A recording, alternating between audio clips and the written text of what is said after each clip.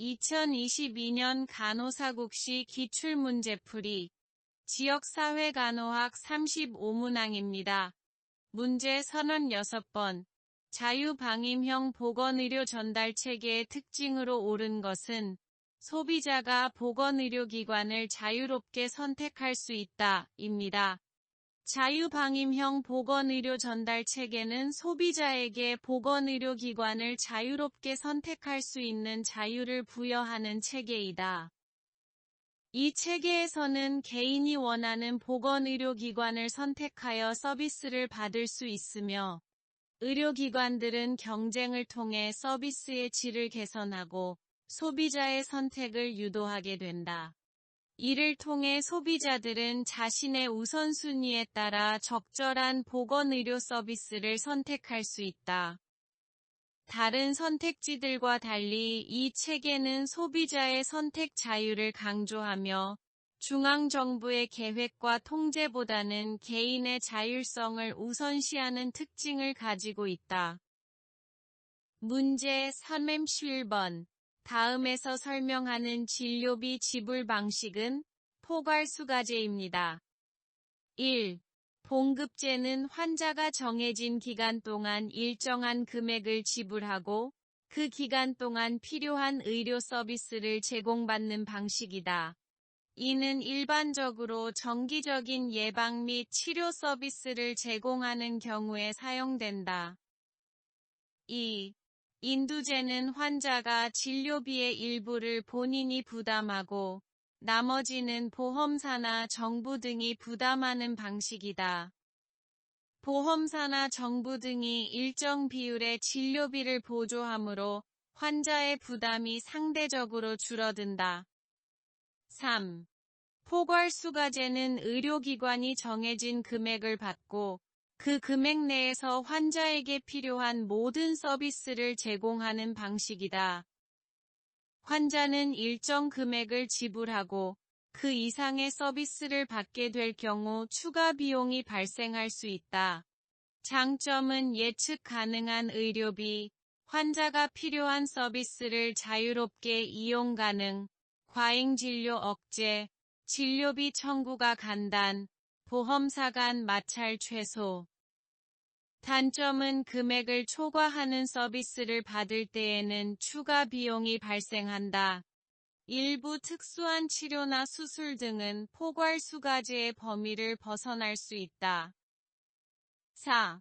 총액계약제는 의료기관과 보험사 등이 일정 금액을 계약하고 그 금액 내에서 환자에게 필요한 서비스를 제공하는 방식이다. 의료기관은 정해진 금액을 받고 보험사 등은 그 금액을 지불하게 된다. 5. 행위별 수가제는 의료 서비스를 제공한 행위나 처치에 대해 고정된 비용이 부과되는 방식이다. 각각의 행위나 처치에 대해 정해진 금액을 지불하게 되며 환자는 받은 서비스에 대해 해당 금액을 지불해야 한다. 장점은 비용의 투명성 제고, 환자는 필요한 서비스를 선택할 수 있다. 단점은 여러 행위가 필요한 경우 비용이 누적되어 비용 부담이 커진다. 행위별 수가제에서의 비용 부담이 크지 않을 때에는 의료 서비스를 과도하게 이용하게 된다. 문제 38. 역학 연구에서 원인이라고 여겨지는 요인이 질병의 발생보다 선행되어야 한다는 원인적 연관성의 조건은 시간의 속발성입니다. 1. 시간의 속발성은 원인과 결과 간의 시간적인 순서이다. 원인적 연관성을 확인하기 위해서는 원인이 질병 발생보다 먼저 선행되어야 한다. 예를 들어, 특정 약물 복용과 심장질환 발생 간의 관계를 연구한다고 가정해보자. 만약 약물 복용이 심장질환 발생 이전에 있었던 경우, 즉 약물 복용이 심장질환의 원인이라고 추론하려면 시간적인 순서가 맞아야 한다. 약물 복용이 심장질환 발생보다 앞서 선행되는 것이 시간의 속발성을 충족하는 경우이다. D. 연관성의 특이도는 특정한 원인과 특정한 결과 간의 관계가 다른 요인들과 구별될 수 있는 정도를 의미한다. 연관성의 특이도는 원인과 결과 간의 관련성을 구분하는 데 중요한 역할을 한다. 예를 들어, 특정 약물 복용과 특정 질병 발생 간의 관계를 연구한다고 가정해보자.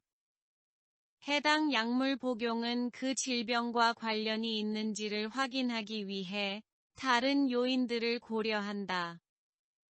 이때 연관성의 특이도를 고려한다면 해당 약물 복용과 관련 없는 다른 요인들과의 구별력을 평가할 수 있다. 즉, 특정 질병과의 연관성이 다른 요인들에 비해 특이하게 나타나는지를 확인하는 것이다. 특정 원인과 결과 간의 연관성이 다른 요인들과 구별될수록 연구의 신뢰성과 타당성을 높일 수 있다. 3. 기존 지식과의 일치는 연구 결과가 이전의 연구 결과, 이론적 배경, 과학적 원리 등과 일관성이 있는지를 본다. 새로운 연구 결과가 이전 지식과 일관성을 갖는다면 연구의 신뢰성과 타당성을 높일 수 있다. 예를 들어, 특정 약물 복용과 특정 질병 발생 간의 관계를 연구한다고 가정해보자. 이전의 연구들이 이미 해당 약물과 질병 간의 연관성을 보여주고 있을 경우, 새로운 연구 결과도 해당 연관성과 일치해야 한다. 그렇지 않을 경우에는 추가적인 검토와 해석이 필요함을 나타낸다. 4. 통계적 연관성의 강도 연구 결과에서 나타나는 변수 간의 관련성이 얼마나 강한지를 나타낸다. 흔히 사용되는 지표는 상관계수이다. 문제 39. 폐암과 흡연의 연관성을 파악하기 위해 폐암에 이환된 집단과 이환되지 않은 집단을 선정한 후 각 집단에서의 과거 흡연 여부를 비교하였다. 이때 활용한 역학적 연구 방법은 환자 대조군 연구입니다. 역학적 연구 방법은 질병이나 건강 문제의 원인과 영향을 파악하기 위해 사용되는 연구 방법론이다. 대규모 인구 집단을 조사하고 관찰과 비교를 통해 인구의 특성, 노출 요소, 질병 발생과의 관련성을 분석한다. 역학적 연구는 질병 예방과 건강 개선을 위한 정책 수립과 의사결정에 도움을 주는 중요한 도구이다. 1. 관찰적 연구는 단면 조사, 장기 추적 조사, 사례 대조 연구가 있다. 횡단 연구는 특정 시점에서 질병의 발생과 노출 요인을 동시에 측정하는 연구이다. 주로 교차 섹션 조사나 선별적 임상 시험에서 사용된다. 전향적 연구는 특정한 요인 또는 노출 상태의 존재와 나중에 발생하는 결과 간의 연관성을 평가하는 연구이다. 코호트 연구나 임상 시험에서 사용된다. 2. 단면 연구는 특정 시점에서 집단의 특성이나 현상을 조사하는 방법이다. 한 번의 조사로 여러 개의 변수를 동시에 측정하여 해당 시점에서의 상관관계를 파악하고 집단의 특성이나 분포를 설명하는 데에 주로 사용된다. 예비조사나 초기 데이터 수집에 유용하며 대규모 인구나 특정 집단의 특성을 파악하는 데에도 활용된다. 하지만 단면 연구는 단일 시점에서의 관찰만으로 인과관계를 확인하기 어렵기 때문에 원인과 결과의 관계를 명확히 판단하기에는 한계가 있다. 3. 코호트 연구는 특정 집단을 설정하고 그 집단을 시간에 따라 추적하여 원인과 결과 사이의 연관성을 조사하는 방법이다. 코호트는 특정한 특성을 공유하는 개인들의 그룹으로 구성된다. 전향적 코호트 연구는 연구의 시작 시점에서 특정한 요인 원인을 가지고 있는 집단을 선정하고 그들을 장기적으로 추적하여 향후 발생하는 결과를 관찰하는 방법이다.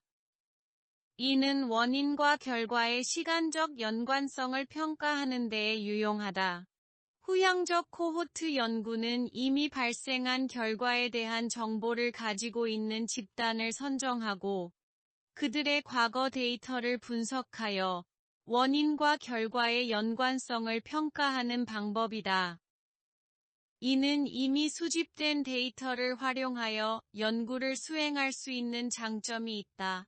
코호트 연구는 장기적인 추적을 통해 원인과 결과 사이의 연관성을 보다 명확하게 평가할 수 있는 장점이 있다. 그러나 연구 대상 집단을 장기간 추적해야 하므로 시간과 비용이 많이 소요될 수 있다. 4. 환자 대조군 연구는 특정 질병이나 조건을 가진 환자 그룹과 비슷한 특성을 가진 대조군을 비교하여 원인과 결과 사이의 연관성을 조사하는 역학적 연구 방법이다. 이미 발생한 결과에 대한 정보를 활용하여 그 결과와 연관된 요인을 탐구한다. 상대적으로 적은 비용과 시간이 소요되며 희귀한 질병이나 잘 발생하지 않는 조건의 연구에 적합하다.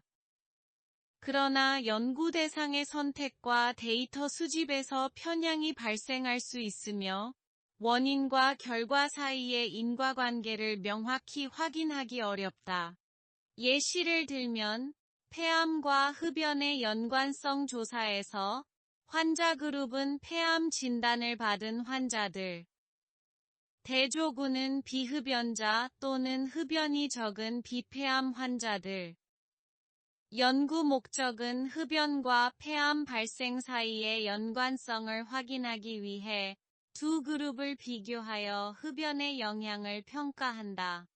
또 다른 예시를 들면 비만과 당뇨병의 연관성 조사 환자 그룹은 당뇨병 진단을 받은 환자들, 대조군은 비비만 비당뇨병 환자들. 연구 목적은 비만과 당뇨병 사이의 연관성을 확인하기 위해 두 그룹을 비교하여 비만이 당뇨병 발생에 미치는 영향을 평가한다. 5. 사례 연구는 특정 사건, 개인, 집단 등에 대해 철저하게 조사하고 분석하는 방법이다. 사례 연구는 상세한 사례 설명과 관련된 데이터 수집, 관찰, 인터뷰, 문헌 고찰 등을 통해 특정 현상의 이해와 원인 파악에 집중한다. 그러나 일반화가 어렵고 표본이 작을 수 있으며 인과관계를 명확히 파악하기 어려울 수 있다. R. 실험 연구는 연구자가 조작적인 개입을 통해 원인과 결과 사이의 인과관계를 확인하는 방법이다. 실험 연구에서 연구자는 실험 그룹과 대조 그룹을 설정하여 특정 요인의 효과를 평가하는 방법이다. 실험 연구는 인과관계를 파악하기 위해 가장 강력한 방법으로 인정되며 무작위 할당과 개입 조작을 통해 편향을 최소화한다. 무작위 배정, 대조군 설정, 임상시험 등이 있다. 그러나 실험 환경을 구성하고 개입을 가하는 과정이 복잡하고 비용과 시간이 많이 소요될 수 있다. 문제 40. 보건소 간호사가 지역사회의 환경, 가옥, 이동수단 등의 생활상을 신속하게 파악하고자 할 때 활용할 수 있는 자료 수집 방법은 차창박 조사입니다. 1. 참여 관찰은 간호사가 지역사회 내에서 활동에 직접 참여하고 관찰한다. 일상적인 환경과 상호작용을 경험하며 직접 사람들과 소통하고 활동에 참여한다. 이를 통해 지역사회의 동작과 패턴을 이해하고 문제점이나 개선점을 파악할 수 있다. 2. 차창밖 조사는 차창 밖에서 주변 환경을 관찰하고 사람들의 행동이나 상호작용, 건물이나 도로 등의 요소를 관찰한다. 대규모의 지역사회나 도시를 대상으로 수행될 수 있다. 사람들에게 영향을 주지 않고 자연스럽게 일상적인 행동을 관찰할 수 있다는 것이 장점이다. 3. 2차 자료 분석은 기존 연구나 조사에서 발표된 결과를 재분석하거나 새로운 연구 질문에 대한 답을 찾기 위해 활용한다. 다른 연구나 조사에서 수집된 자료로서 이미 존재하는 문헌, 보고서, 통계 자료, 인터넷 자료 등을 포함한다. 자료 수집에 필요한 시간과 비용을 줄이면서도 유용한 정보를 얻을 수 있다는 것이 장점이다. 4. 정보원 면담은 주어진 주제나 문제와 관련된 정보를 얻기 위해 관련된 개인이나 단체와 대면으로 대화하는 방법이다. 전문가, 관계자, 사회단체 대표 등 해당 분야의 지식과 경험이 있는 사람들을 대상으로 수행한다. 5. 초점 집단 면접은 일정한 주제나 문제를 가진 작은 그룹의 참여자들을 모아 집단 면접을 진행하여 의견, 경험, 태도 등을 수집하는 방법이다. 문제 40. 보건소 간호사가 지역사회의 환경, 가옥, 이동수단 등의 생활상을 신속하게 파악하고자 할 때 활용할 수 있는 자료 수집 방법은 차창밖 조사입니다. 1. 참여 관찰은 간호사가 지역사회 내에서 활동에 직접 참여하고 관찰한다. 일상적인 환경과 상호작용을 경험하며 직접 사람들과 소통하고 활동에 참여한다. 이를 통해 지역사회의 동작과 패턴을 이해하고 문제점이나 개선점을 파악할 수 있다. 2. 차창밖 조사는 차창 밖에서 주변 환경을 관찰하고 사람들의 행동이나 상호작용, 건물이나 도로 등의 요소를 관찰한다. 대규모의 지역사회나 도시를 대상으로 수행될 수 있다. 사람들에게 영향을 주지 않고 자연스럽게 일상적인 행동을 관찰할 수 있다는 것이 장점이다. 3. 2차 자료 분석은 기존 연구나 조사에서 발표된 결과를 재분석하거나 새로운 연구 질문에 대한 답을 찾기 위해 활용한다. 다른 연구나 조사에서 수집된 자료로서 이미 존재하는 문헌, 보고서, 통계 자료, 인터넷 자료 등을 포함한다. 자료 수집에 필요한 시간과 비용을 줄이면서도 유용한 정보를 얻을 수 있다는 것이 장점이다. 4. 정보원 면담은 주어진 주제나 문제와 관련된 정보를 얻기 위해 관련된 개인이나 단체와 대면으로 대화하는 방법이다. 전문가, 관계자, 사회단체 대표 등 해당 분야의 지식과 경험이 있는 사람들을 대상으로 수행한다. 5. 초점 집단 면접은 일정한 주제나 문제를 가진 작은 그룹의 참여자들을 모아 집단 면접을 진행하여 의견, 경험, 태도 등을 수집하는 방법이다. 문제 41. 지역사회 간호과정의 사정 단계에서 수집된 자료를 다음과 같이 3개 영역으로 분류하였다. 이에 해당하는 자료 분석 단계는 범주화입니다. 자료 분석에서 범주는 데이터를 주어진 주제 또는 카테고리에 따라 그룹으로 나누는 것을 의미한다. 인구학적 특성, 지리적 특성 및 사회경제적 특성은 각각의 범주로 자료를 분류한다. 문제 42. 연간 총 사망자 중에서 50세 이상의 사망자가 차지하는 분율로 정의되며 지표값이 높을수록 건강 수준이 좋다고 해석할 수 있는 지표는 비례 사망지수입니다. 치명률은 특정 질병이나 상황에서 발생한 사례 중에서 심각한 결과로 인해 사망한 비율로 사망자 수 나누기 확진자 수이다. 치명률은 특정 질병의 심각성과 치료 효과 등을 평가하는 데 사용된다. 조사망률은 특정 지역 또는 인구 집단에서 특정 기간 동안 발생한 전체 사망자 수를 해당 지역 또는 인구 집단의 총인구로 나눈 후 일반적으로 1000명당 사망자 수로 표현한다. 조사망률은 특정 지역이나 인구 집단의 전반적인 사망 추세를 파악하는 데 사용된다. 비례 사망률은 특정 기간 동안 발생한 사망자 중에서 특정 원인에 의한 사망자의 비율을 나타낸다. 특정 원인에 의한 사망자 수 나누기 전체 사망자 수이다. 비례 사망률은 특정 원인에 의한 사망 비율을 파악하여 질병이나 사망 원인에 대한 중요한 정보를 제공한다. 특수 사망률은 특정 인구 집단 내에서 특정 원인에 의해 발생한 사망자의 비율을 나타낸다.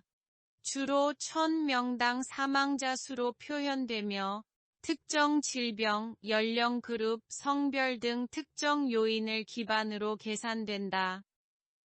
특수 사망률은 특정 인구 집단 내에서 특정 원인에 의한 사망 패턴을 분석하는 데 사용된다. 비례 사망지수는 특정 원인에 의해 발생한 사망자 수와 전체 사망자 수 사이의 비율을 나타낸다. 특정 원인에 의한 사망자 수 나누기 전체 사망자 수이다. 비례 사망지수는 특정 원인에 의한 사망 비율을 다른 그룹이나 기준과 비교하여 특정 원인의 상대적 중요성을 평가하는 데 사용된다. 문제 43. 지역사회 보건사업의 목표를 설정할 때 지켜야 할 원칙은 측정 가능한 행동 용어로 진술한다. 사업에 대한 구체적인 방향을 제시한다. 목표는 구체적이고 측정 가능한 용어로 표현되어야 하며 목표의 달성 여부를 정량적으로 평가할 수 있어야 한다. 기대되는 결과에 대하여 구체적으로 진술한다. 지역사회가 공유할 수 있는 보편적인 가치를 제시한다. 문제 44. 건강권을 보장하기 위해 지역 주민 누구나 차별 없이 보건의료시설, 물품, 서비스를 이용할 수 있어야 한다가 의미하는 요소는 접근성입니다. 건강권은 대한민국 헌법 제35조 제1항과 제36조 제3항, 그리고 보건의료기본법 제10조 제1항에 명시되어 있고, 개인이 건강하게 생활하고, 건강과 관련하여 국가 보호를 받을 권리이다. 개인의 신체적, 정신적, 사회적, 문화적 측면의 건강을 보장하고 개인의 생존과 삶의 질을 향상시키기 위한 권리이다. 질병 예방, 의료 서비스 이용, 건강한 환경 조성, 적절한 식품과 수돗물 제공 등을 포함한다. 건강권의 접근성은 지리적, 경제적, 사회적, 문화적 장애 요인을 포함하여 모든 사람이 필요한 보건 의료 서비스를 동등하게 받을 수 있도록 하는 것을 목표로 한다. 이는 개인의 소득 수준, 성별, 인종, 사회적 지위 등과 관계없이 누구나 필요한 의료 서비스에 접근할 수 있어야 한다는 것을 의미한다. 문제 45. 가이거와 다비드 히자르의 문화사정 도구 중 환경통제 요인을 파악할 수 있는 질문은 가족이 아플 때 사용하는 민간요법은 무엇입니까? 입니다. 가이거와 다비드 히자르의 문화사정 도구는 다문화간에서 문화적인 차이를 평가하고 이해하는 데 사용되는 도구이다. 다문화 환경에서 간호사들이 문화적인 민감성을 갖고 개인화된 간호를 제공하기 위한 도구로 사용된다. 간호사들이 환자의 문화적 배경과 관련된 중요한 정보를 수집하고 의사소통, 진단, 치료, 간호 계획에 이를 반영하는 데 도움을 준다. 문화적인 차이를 평가하기 위해서는 환자의 종교, 가족 구성, 언어, 식사 습관, 의학적 신념, 건강 관련 관행 등과 관련된 정보를 수집한 후 간호사는 환자의 문화적 요구와 관계를 이해하고 개인화된 간호를 제공할 수 있다. 문제 46. 다음 대상자는 범위론모의 어느 행동 변화 단계에 해당하는가? 정답은 계획 이전 단계입니다. 범위론 모형은 행동 변화와 관련된 심리적 과정을 이해하고 설명하는 행동 변화 이론이다. 개인이 특정한 행동을 변화시키기 위해 거치는 단계적인 과정을 설명한다. 계획 이전 단계는 개인은 행동 변화에 대한 필요성을 인식하지 않거나 관심을 갖지 않는 상태이다. 문제 47. 산업장 간호사가 Pre-Seed Proceed 모형에 근거하여 금연 프로그램을 기획할 때 고려할 수 있는 강화 요인은 6개월 금연 성공 시 인사고과 반영입니다. Pre-Seed Proceed 모형은 건강행동의 복잡성과 다양한 요인들을 종합적으로 고려하여 건강 프로그램의 효과성을 향상시키는 것이 목적이다. 이 모형은 다양한 건강 분야에서 적용되며 정책 수립, 프로그램 개발, 평가 및 지속적인 개선을 위한 토대로 활용된다. 강화 요인은 건강 행동을 지속하거나 증진시키기 위해 개인이나 커뮤니티에게 영향을 주는 요인이다. 가족, 친구, 동료, 이웃 등으로부터의 지지와 동기부여가 건강 행동을 강화시킬 수 있다. 건강한 행동이 경제적인 이익을 가져올 수 있다면 개인들은 그 행동을 강화하게 된다. 금연하면 비용이 절감된다. 자기 효능감은 개인이 자신의 능력과 자신감을 갖고 건강 행동을 수행하는 것이다. 건강 행동에 대한 보상이나 인센티브가 제공되는 경우 개인들은 그 행동을 강화시킬 수 있다. 문제 48. MAPP Mobilizing for Action Through Planning and Partnership 모형에 근거하여 지역사회 건강 문제를 사정한 결과 해당 지역의 뇌졸중 사망률, 당뇨병 유병률, 비만율이 높은 것으로 나타났다. 지역사회 간호사가 다음 단계에서 수행해야 할 활동은 우선순위 과제 선정입니다. Mobilizing for Action Through Planning and Partnership 모형은 지역사회 보건가에선을 위한 계획과 협력을 도모하기 위해 개발된 모형이다. 이 모형은 건강 지표를 기반으로 한 지역사회의 건강 상태와 문제를 평가하고 효과적인 개입 전략을 수립하고 추진하는 데 사용된다. 문제에서 해당 지역의 뇌졸중 사망률, 당뇨병 유병률, 비만율이 높게 나타났다면 지역사회 간호사는 MAPP 모형에서 우선순위 과제 선정 단계에서 해당 건강 문제들을 우선순위로 고려하고 대응 전략을 수립해야 한다. 문제 49. 지역 주민을 대상으로 절주 사업을 운영한 후 음주의 해로움에 관한 지식 수준과 간 질환 유병률을 측정하는 평가는 결과평가입니다. 유병률은 특정 인구 또는 지역에서 특정 질병을 가진 사람의 비율을 나타내는 지표이다. 인구 1만 명당 해당 질병을 가진 사람의 수를 백분율로 표기한다. 예를 들어 당뇨병 유병률이 5%라고 한다면 해당 인구 중 100명당 5명이 당뇨병을 가지고 있다는 의미이다. 유병률은 특정 질병의 유행 정도를 파악하고 질병의 발생 빈도를 평가하는 데 사용된다. 공중보건이나 역학조사에서 많이 활용되며 건강 상태와 질병 패턴을 이해하는 데 도움을 준다. 유병률이 높을수록 해당 질병에 대한 예방, 관리, 치료 등의 중요성이 높아진다.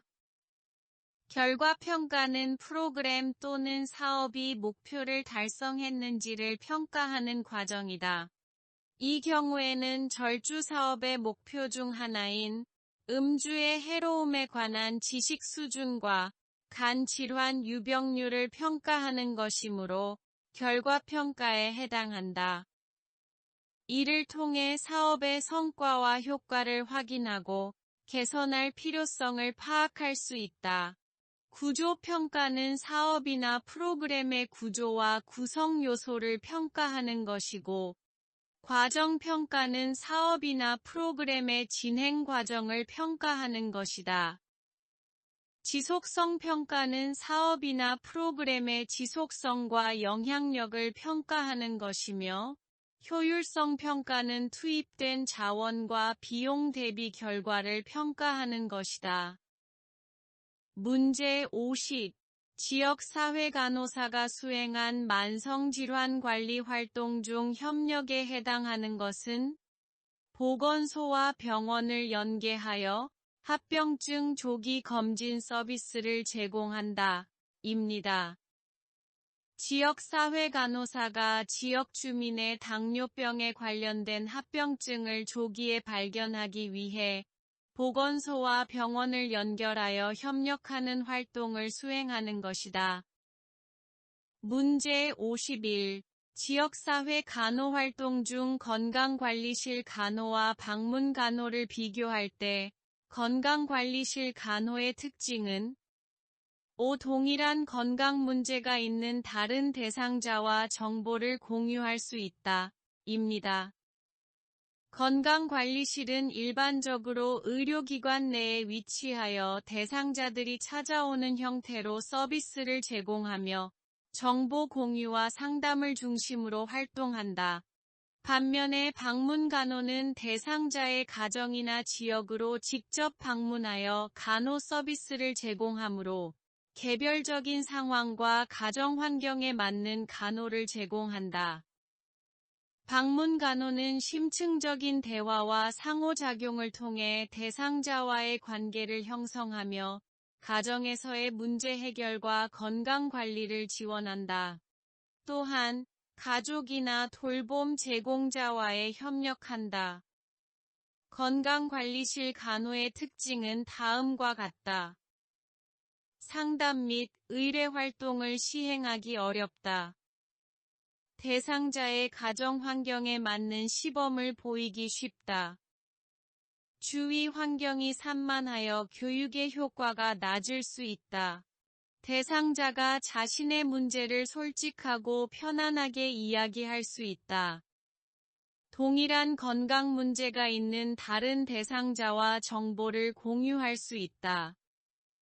방문간호의 특징은 대상자의 가정이나 지역을 직접 방문하여 간호 서비스를 제공한다.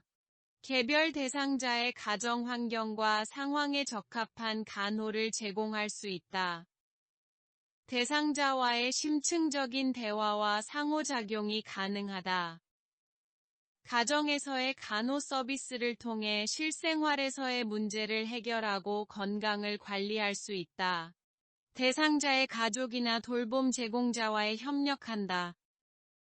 문제 52. 사업장 근로자의 보호구 착용률을 높이기 위해 가장 먼저 수행해야 할 활동은 보호구를 착용하지 않는 이유를 파악한다. 입니다. 이를 통해 대책을 마련할 수 있다. 파악된 이유에 따라 개선책을 도출하여 보호구 착용의 장점과 중요성을 교육하고 설득하는 활동을 수행할 수 있다. 문제 53. 보건소에서 절주 프로그램을 운영할 때 지역 주민의 참여를 촉진할 수 있는 방법은 다른 지역사회와 선의의 경쟁을 하도록 유도한다. 입니다. 보건소에서 절주 프로그램을 운영할 때 지역 주민의 참여를 촉진할 수 있는 방법은 다른 지역사회와 선의의 경쟁을 하도록 유도한다. 그 이유는 다음과 같다. 경쟁은 개인이나 지역사회의 성과를 향상시키는 데 동기를 부여할 수 있다. 경쟁은 다른 지역의 프로그램과 성과를 비교하고 정보를 공유하며 배우는 기회를 제공할 수 있다. 다른 지역과의 비교를 통해 자신의 성과를 확인하면 개선할 수 있는 동기를 얻는다. 주민들이 자발적으로 참여하는 주민조직은 지역사회의 의사결정과 운영에 더 많은 관여를 할 수 있으며 절주 프로그램에 대한 관심과 참여도를 높일 수 있다. 전문적 지식 전달에 초점을 두는 것이 적합하지 않은 이유는 다음과 같다. 지역 주민들은 의료 용어나 과학적인 내용에 대한 이해도가 낮을 수 있으므로 전문적인 지식만 강조하면 참여도 낮아진다. 절주 프로그램은 개인의 건강과 음주 문제에 직접적으로 관련된 프로그램이다. 따라서 개인의 경험과 관심사를 중심으로 접근하는 것이 필요하다. 지역 주민들은 자신들이 직접 경험하거나 흥미를 느끼는 주제에 더욱 관심을 가질 것이다. 단순히 지식 전달에 초점을 두기보다는 상호작용과 참여를 중시해야 한다. 문제 54. 합계 출산율에 관한 설명으로 옳은 것은? 합계 출산율 이주 일명은 인구 대체 수준이다. 입니다.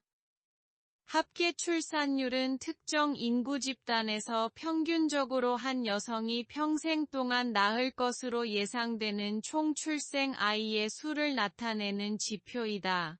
보통 1000명의 여성에 대해 해당 국가 또는 지역에서의 출산 활동을 나타낸다. 합계 출산율은 인구학적 특성 중 하나로 인구의 성장과 구조에 영향을 미친다. 일반적으로 여성의 평균 수명, 교육 수준, 경제적 상황, 결혼 및 출산 연령, 피임 및 생식 관련 정책 등과 관련이 있다. 보통 합계 출산율이 2001 정도 이상이면 인구가 대체 수준 출산을 유지하고 성장할 수 있고, 그 이하인 경우에는 인구가 감소하거나 노령화되는 경향이 있다. 사회 경제적 수준이 낮은 국가는 합계 출산율이 높다. 문제 55. 다음은 브래드쇼가 제시한 보건교육 요구 중 어떤 유형에 해당하는가? 정답은 규범적 요구입니다. 규범적 요구는 사회적인 규범이나 기준을 충족시키는 요구사항을 의미한다. 이는 사회적으로 바람직하고 허용되는 행동이나 행태에 대한 학습과 따르는 것을 강조한다. 즉, 규범적 요구는 사회적 규범을 준수하고 바람직한 행동과 태도를 형성하도록 보건교육을 이끌어 나가는 것이다.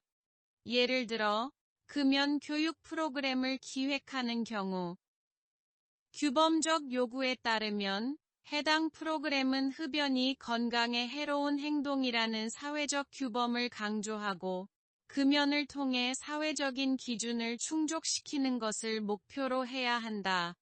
또 다른 예시로는 성교육 프로그램을 규범적 요구에 따르면 해당 프로그램은 성적 행동의 책임감과 상호 존중, 동의 개념 등 사회적으로 바람직한 성관계에 대한 이해와 준수를 강조해야 한다. 문제 50용 블룸의 학습 영역에 따라 지역사회 걷기 프로그램의 목표를 수립하였다. 정의적 영역에서 가장 높은 수준에 도달한 대상자는 만성질환 자조 모임에서 걷기 지도자로 활동한다 입니다. 블룸의 학습 영역은 주로 교육 분야에서 사용되며 학습 목표를 다양한 영역으로 분류하는 데 사용된다. 만성질환 자조 모임에서 걷기 지도자로 활동하는 것은 학습한 내용을 실제 상황에 적용하는 행동이다. 이는 다른 사람들에게 운동의 중요성을 전달하고 함께 운동하도록 도와주는 역할이다. 이를 통해 걷기 프로그램의 목표를 실제로 실천하고 사회적으로 확산시키는 데에 가장 높은 수준의 적용이 이루어진다. 문제 57. 보건교사가 초등학생을 대상으로 지진, 홍수, 해일 등 다양한 자연 재난 상황에서의 대처법을 훈련하고자 한다. 이때 적용할 수 있는 교육 방법은 시뮬레이션입니다. 시뮬레이션은 실제 재난 상황을 모방하여 학생들이 그 상황에서 어떻게 행동해야 하는지 경험할 수 있도록 해준다. 예를 들어, 가짜 지진이 발생했을 때 학생들이 특정 위치로 대피하거나 안전한 행동을 취하는 과정을 시뮬레이션하여 실제 상황에서의 대응 능력을 향상시킬 수 있다. 프로젝트법은 학생들이 특정 주제나 문제에 대해 직접 조사하고 연구하여 결과물을 만들어내는 방법이다.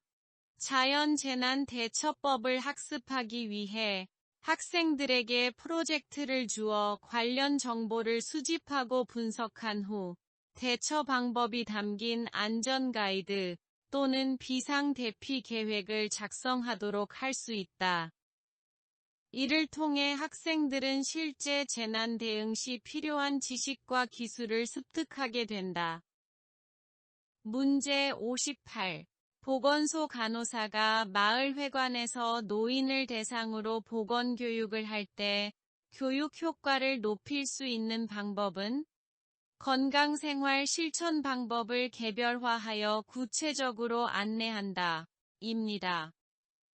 노인들은 개인의 건강 상태와 요구에 따라 다양한 실천 방법을 필요로 한다. 개별화된 안내를 제공함으로써 노인들은 자신에게 맞는 건강생활 방법을 파악하고 실천할 수 있다. 강의법보다는 역할극, 시범 등이 도움이 된다. 노인들이므로 중간에 휴식 시간을 갖는다. 문제 59. 가족 구성원과 지역사회 기관의 상호작용에서 나타나는 스트레스, 갈등, 가족의 강점을 파악할 수 있는 가족사정 도구는 외부 체계도입니다. 1. 가족 구조도는 가족의 구성원과 관계를 시각적으로 나타낸다. 원형 또는 사각형으로 표현되며 가족 구성원들의 성별, 연령, 혈연 관계 등을 표시한다. 이를 통해 가족 구조와 구성원 간의 상호작용을 파악할 수 있다. 2. 가족 밀착도는 가족 구성원들 간의 감정적인 결속도와 가까움 정도를 측정한다. 가족 구성원들 사이의 상호 의존성, 소통, 지원의 정도 등을 평가하여 가족 내 부정적인 갈등, 또는 양적 및 질적인 측면에서의 결속도를 파악할 수 있다. 3. 사회 지지도는 가족이나 개인이 사회로부터 받는 지지의 정도를 측정한다. 주변 사회 및 지역사회의 지원체계, 이웃과의 관계, 사회 자원의 활용 등을 평가하여 가족이나 개인이 사회적인 지지를 얼마나 받고 있는지를 파악할 수 있다. 4. 외부 체계도는 가족이 관련된 외부 시스템과의 상호작용을 평가한다. 예를 들어 교육, 의료, 경제, 법률 등과 같은 외부 체계와의 연계 정도, 자원 활용, 문제 해결, 협력 수준 등을 파악하여 가족이 외부 시스템과 얼마나 잘 연계되어 있는지를 평가할 수 있다. 5. 가족 기능 평가도는 가족이 가진 다양한 기능과 역할을 평가한다. 가족 내의 의사소통, 문제 해결, 관계 형성, 역할 분담 등과 같은 가족 시스템의 기능을 평가하여 가족의 강점과 개선이 필요한 부분을 확인할 수 있다. 문제 육신 자녀는 모두 출가하고 부부는 은퇴하여 단 둘이 살고 있다. 듀발의 가족 발달 이론에 따라 이 가족이 달성해야 할 발달 과업은 의존과 독립의 균형과 전환입니다. 듀발의 가족 발달 이론에서 발달 과업은 가족이 특정한 생애주기 단계에서 직면하는 과제 또는 임무를 의미한다. 이론은 가족의 발달 과정을 5가지 주요 단계로 나눈다. 1. 결혼 단계는 가족 구성원들이 결혼 또는 동거를 시작하고 가족 시스템을 형성한다.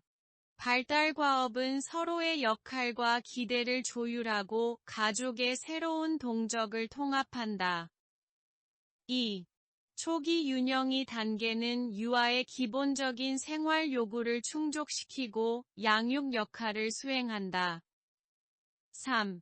초등학교기 단계는 학교와 사회에 대한 적응, 독립성과 자기조절력의 발달, 가족 내 규칙과 기대의 조율 등을 포함한다. 4. 10대기 단계는 청소년이 자립성을 향해 발달함에 따라 발달 과업은 자아 정체성 형성, 독립성과 책임감의 발달, 가족과의 관계 조율 등이다. 5. 성인기 단계는 개인의 자아 실현과 가족의 변화에 대한 대응, 가족 내 세대 간의 관계 조율 등을 다룬다. 문제 61. 보건진료소에서 근무하는 인력에 관한 설명으로 옳은 것은 24주간 직무교육을 받은 후 배치된다. 입니다. 보건진료소의 장은 공중보건의사가 아니라 의사이어야 한다. 24주간의 직무교육을 받은 후 배치된다. 시 궤도 보건소가 있기 때문에 읍면 지역에서 근무한다는 설명은 틀리다. 보건소에서 제공되는 의료 행위는 법적인 제약이 있을 수 있으며 해당 지역의 지방보건법이나 관련 규정에 따라 규제될 수 있다. 보건소는 전문적이고 복잡한 의료 행위를 제공하는 병원과는 차이가 있다. 주로 예방, 조기 진단, 상담, 예방접종, 간단한 처치 등의 보건의료 서비스를 제공한다. 문제 62. 6세 아동이 홍역 예방접종을 받은 후 항체가 생성되었다. 이에 해당하는 면역의 종류는 인공능동면역입니다. 1. 선천성 면역은 태어날 때부터 우리가 가지고 있는 자연적인 방어 체계이다. 비특이적인 방어 체계로서 병원체나 이물질에 대해 신속하고 일반적인 반응을 한다. 세포 외부에 존재하는 피부 장벽, 점막, 염증 반응, 천식 등이 이에 해당된다. 생후 곧바로 작동하며 특정 항원에 대한 기억이나 학습이 없다. 2.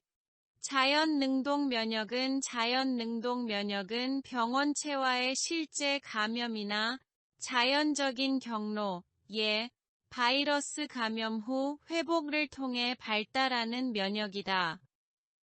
항체의 생성과 특이적인 세포 면역 반응을 통해 병원체에 대해 방어한다. 예를 들어, 감염 후 항체를 생성하고 기억세포를 형성하여 재감염에 대비할 수 있다.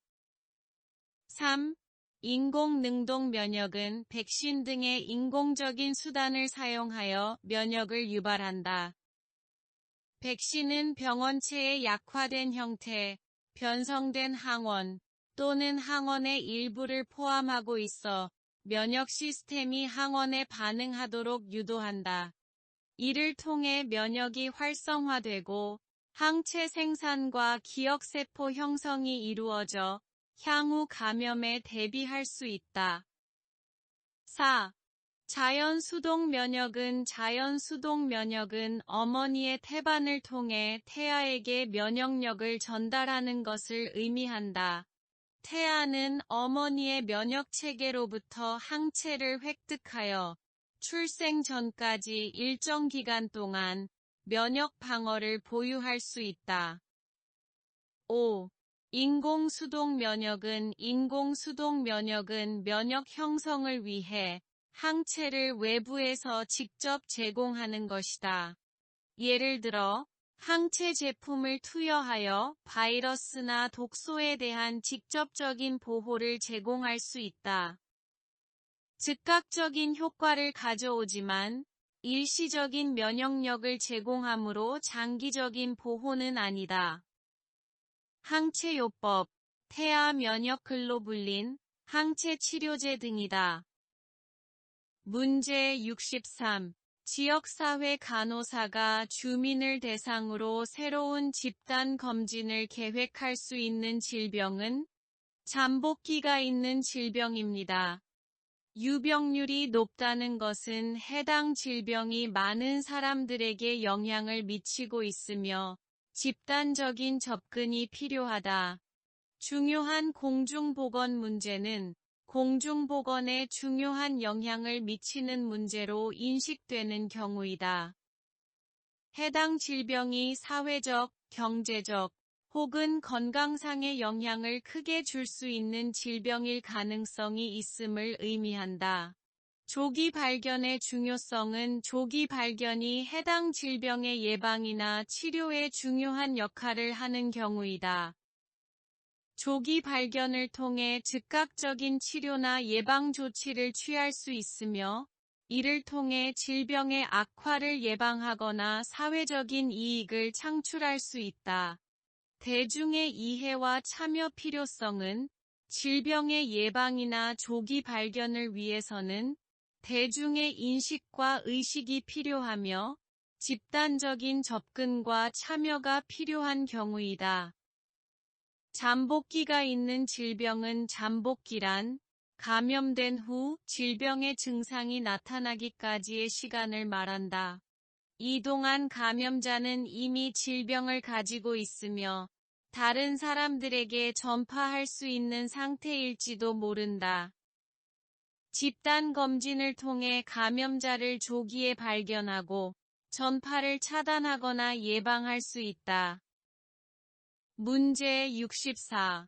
유치원에서 수두 환아가 발생하였을 때 지역사회 간호사가 우선해야 할 간호 중재는 환아 및 환아와 접촉한 아동을 격리한다.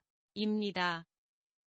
수두는 매우 전염성이 높은 질병이므로 발생한 환아와 접촉한 아동들을 격리하는 것이 중요하다. 격리를 통해 질병의 전파를 차단하고 다른 아동들에게 감염을 예방할 수 있다.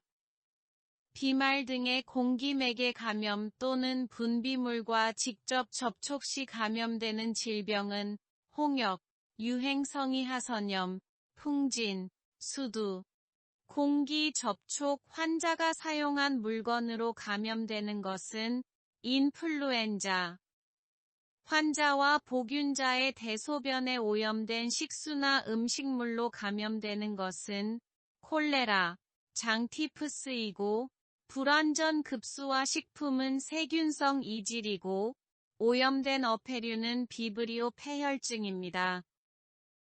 문제 65. 사례 관리를 할 때 대상자마다 처한 환경과 건강 문제가 다르기 때문에 대상자의 요구를 정확히 파악하여 서비스를 제공해야 한다는 원칙은 개별성입니다.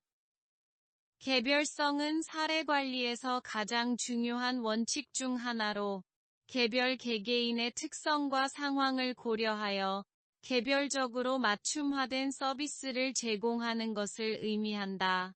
각 대상자는 자신만의 건강 문제와 환경적인 요인을 가지고 있으며, 이를 고려하지 않고 일반적인 서비스를 제공한다면 대상자의 요구를 충족시키지 못할 수 있다. 문제 66. 보건소 방문 간호사가 고혈압이 있는 독거노인의 가정을 방문하여 복용하지 않아서 그대로 남아있는 고혈압 약을 발견하였다.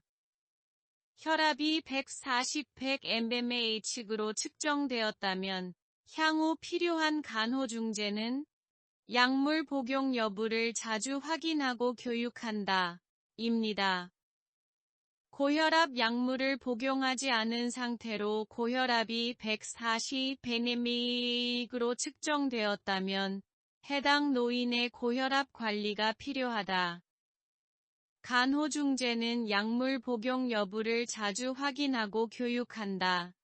노인에게 고혈압 약물의 중요성을 설명하고 약물 복용의 필요성과 올바른 복용 방법에 대해 교육한다. 또한 정기적으로 약물 복용 여부를 확인하여 노인이 꾸준히 약을 복용하고 있는지를 모니터링한다. 문제 67.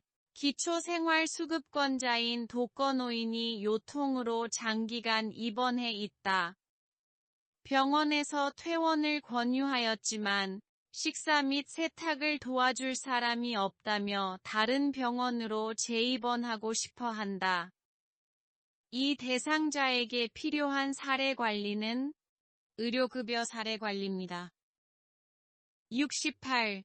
분진이 많이 발생하는 작업장에서 일하는 근로자의 건강 문제를 예방하는 방법은 습식방법 또는 진공청소기로 청결을 유지한다. 입니다. 분진이 발생하는 작업장에서는 분진을 효과적으로 제어하여 근로자의 건강을 보호해야 한다. 이를 위해 습식방법 또는 진공청소기를 사용하여 작업장의 청결을 유지하는 것이 중요하다. 습식방법은 분진을 제거하는 동안 물을 사용하여 분진이 공기 중에 퍼지는 것을 방지하고, 진공청소기는 분진을 효과적으로 흡입하여 작업장을 깨끗하게 유지한다. 문제 69. 납땜 공정을 담당하는 근로자의 납 중독 여부를 파악하기 위해 주기적으로 확인해야 하는 건강 문제는 피부 창백입니다. 납 중독은 납에 장기적으로 노출되어 발생하는 중독 상태를 말한다. 납은 환경 오염, 산업 작업, 납이 함유된 제품 사용 등을 통해 인체에 흡수될 수 있다. 피부 창백은 납 중독의 일반적인 증상 중 하나로, 납이 신체 내에서 헤모글로빈의 기능을 방해하여 산소 공급이 부족해지는 결과로 나타날 수 있다. 이로 인해 피부의 색깔이 창백하게 보일 수 있다. 문제 70. 재난 현장에서 중증도 분류를 할 때 수분 이내 즉각적으로 치료와 이송이 필요한 대상자에게 부착해야 하는 인식표의 색깔은 적색입니다. 빨간색은 생명을 위협하는 상황으로 즉각적인 응급 조치가 필요한 환자. 노란색은 중상이나 경상으로 상태가 안정적이지만 응급치료가 필요한 환자. 초록색은 경상이나 가벼운 상태로 응급치료가 필요하지 않은 환자. 검정색은 사망한 환자입니다. 2022년 간호사국시 정신간호학 35문항 풀이입니다. 문제 71. 사회적 모형에서 이상행동을 판단하는 기준은 문화입니다. 사회적 모형에서 이상행동을 판단하는 기준은 일반적으로 사회적인 규범과 기대에 부합하지 않는 행동을 의미한다. 이러한 기준은 특정 문화, 사회 또는 지역에서 형성되는 가치 및 행동 규범을 기반으로 한다. 문제 72. 작은 고추가 맵다. 는 속담과 관련이 있는 방어기전은 보상입니다. 방어기제란 자아가 감정적인 충격이나 불안 상태에 놓일 때 감정을 조절하는 심리적 방어 메커니즘이다. 적절하고 건강한 방어기제는 개인이 심리적인 스트레스와 갈등을 다루고 조절하는 데에 도움을 준다. 그러나 때로는 과도하거나 지나치게 사용되는 방어기제는 문제를 해결할 수 없게 된다. 일부 방어기제는 감정의 억압이나 대리 행동으로 작용하여 감정의 표현과 심리적인 성장을 방해할 수 있다. 개인의 상황과 필요에 맞게 방어기제를 적절히 선택하고 사용해야만 개인은 심리적인 안정과 성장을 도모할 수 있다. 무의식적 수준에서 작동하는 방어기제란 개인이 불안, 충돌, 스트레스 등의 내부적이거나 외부적인 심리적 위협으로부터 자아를 보호하기 위해 사용하는 방어적인 메커니즘이다. 자각하지 못하거나 의도적으로 조절하기 어려울 수 있다. 억압은 불쾌하거나 고통스러운 기억, 욕구, 충동 등을 의식에서 배제하고 무의식으로 밀어넣는 과정이다. 이를 통해 심리적으로 고통스러운 경험을 잊거나 무시함으로써 자아의 보호를 시도이다. 이 아동 시기에 받았던 심리적인 외상이나 부정적인 경험을 기억에서 배제하는 것이다. 보상은 방어기전 중 하나로 자신의 부족하거나 손실한 부분을 다른 영역에서 강화하려는 경향이다. 자아를 보완하고 긍정적인 자아상을 유지하기 위해 사용되는 방어적인 메커니즘이다. 예를 들어, 자아에 대한 부족감이나 자신감의 결핍을 느끼는 사람은 다른 영역에서 뛰어나거나 성공적인 면모를 보이려고 할 수 있다. 보상은 개인의 자아 식별과 자아 존중을 유지하는 데 도움을 줄 수 있다. 그러나 지나치게 의존하거나 실질적인 문제 해결을 회피하는 방식이 될 수도 있다. 부인은 감정이나 충동을 원래의 대상이 아닌 대체된 대상에 표출함으로써 자아의 안정을 유지하려는 방어기제이다. 현실적인 사실이나 상황을 부정하거나 인식하지 않는 방어기제이다. 예를 들어, 심리적인 문제나 심각한 건강 상태에 대해 아무 문제 없다고 주장하거나 인식하지 않는 것이다. 그러나 이는 문제를 해결하는 것이 아니라 감정을 억제하거나 표출을 미루는 것일 뿐이다. 반동 형성은 자신이 억압하거나 부정적으로 받아들이는 감정이나 욕구를 대조적인 방식으로 표출하는 것이다. 예를 들어 그 사람을 실제로는 싫어하는 감정을 느끼지만 표면적으로는 친절하고 적극적으로 행동하게 된다. 반사작용은 내면적인 충돌을 완화하는 역할을 하지만 실제로는 원래 감정이나 욕구를 무시하거나 억압하고 있음을 나타낸다. 이는 자아의 왜곡을 초래할 수 있으며 감정의 불균형을 야기할 수도 있다. 투사는 개인이 자신의 부정적인 감정, 욕망, 생각 또는 특성을 다른 사람 또는 대상에게 돌리는 방어 메커니즘입니다. 예를 들어, 어떤 사람이 자신이 짜증스럽다고 느낄 때, 이 짜증을 다른 사람에게 투사하고 그 사람을 짜증내며 자신은 그 이유를 외부에 찾으려 합니다. 개인이 부정적인 감정 또는 특성을 외부로 돌리는 것이다. 전치는 개인이 외부로부터 받은 의견, 가치관 또는 특성을 자신의 내면으로 수용하는 방어 메커니즘입니다. 예를 들어, 누군가가 자신에게 너는 항상 다른 사람을 돕는 사람이야 라고 이야기하면 그 개인은 이 의견을 받아들이고 자신이 도움이 필요한 사람임을 믿게 될 수 있습니다. 전치는 외부의 의견이나 특성을 내면으로 수용하는 것입니다. 퇴행은 현실의 고통을 이전 단계로 후퇴하여 불안을 완화한다.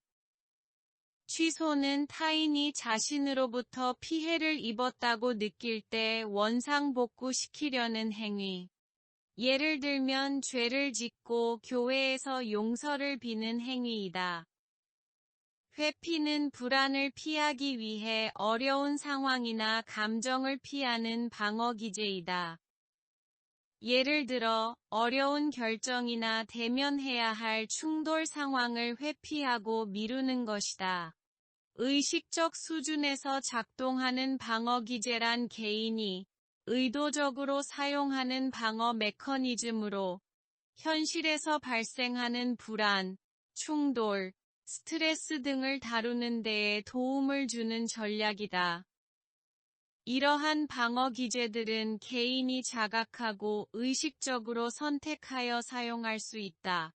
억제는 자각적으로 의식하며 선택적으로 억제하는 과정이다. 안 좋은 옛 기억을 의식적으로 잊으려고 노력함.